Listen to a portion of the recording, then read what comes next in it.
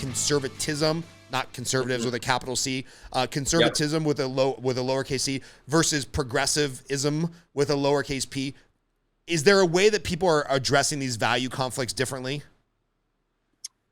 I would say that is what gets sensationalized in the media and on social media, is that kind of, I'm just going to cancel you. And then there is that kind of, I think honestly, like, I mean, it comes back to, we don't have something above ourselves that we can look to anymore for everything else. So we have to bring it down on the ground level. So I don't think it's a coincidence that the more people have, and I'm a recently, renewed Christian. I became a Christian last July. And so I basically came on this path. So I've only been a Christian for about, I would say, a year in my adult life. But I truly think there is, and I don't think you really have to be religious to understand this, is that when you don't have that thing that supersedes you and that that supersedes you, you're going to have a God value. And I think that has turned to most people to the most visible thing that they can feel control over, which is the political arena.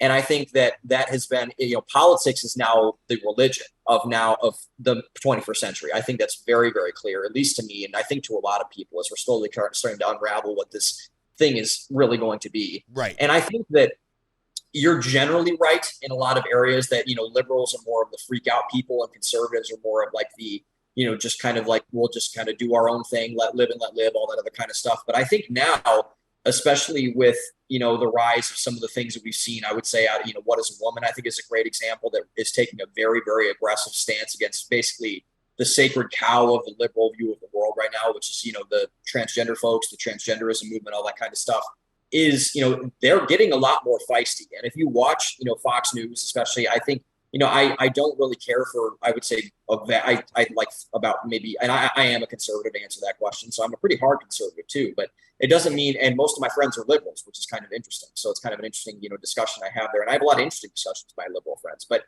that's beside the point. But anyway, I think there is kind of a stance on the conservative side. And I know a lot of conservative commentators and everything that are getting very, very hardcore, almost they're becoming what the left is now in a lot of ways. Yeah. And so I remember writing a blog post about a year ago, or I don't know if it was a year ago, but about probably 8 or 9 months ago, called Liberals Are the New Bigots and Conservatives Are the New Snowflakes. And so I remember that the roles are basically all switching. And I think Glenn Greenwald, who I don't know if you know who that is. Love him. I love his work. I support his Substack.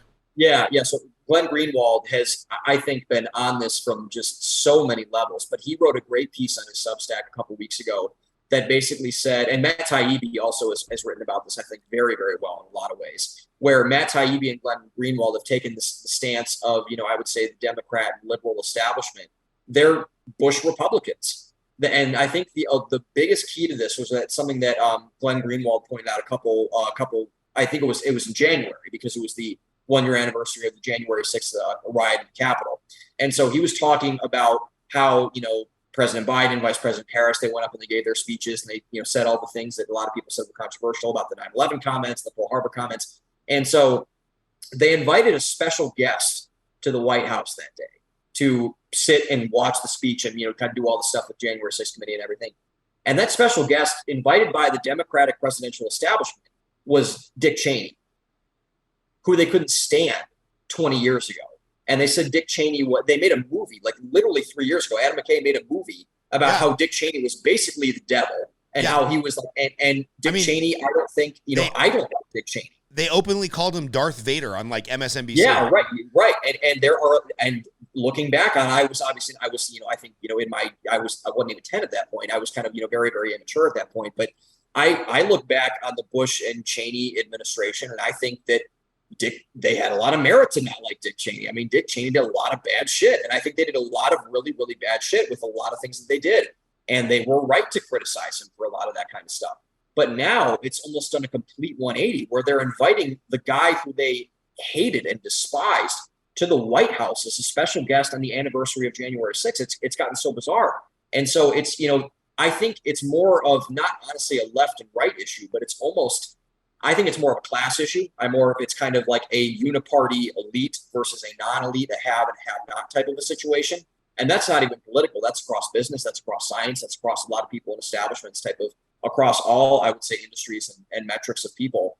And there are people who are kind of in this kind of neo-populist movement, and they're saying that, we don't necessarily like this. We want to be just left alone, treated as individuals. Don't tread on our rights. Don't make us get vaxxed. Don't make us, do all this other kind of stuff, or, go out and, like, don't take away my employment because I won't support this or whatever. Don't fire me because I don't support all this kind of stuff. But they're also kind of saying, like, don't go crazy, QAnon stuff on us and make us believe that, again, Hillary Clinton's raping children in the basement of a Pizza Hut in Washington, D.C. Like, don't make us believe that either.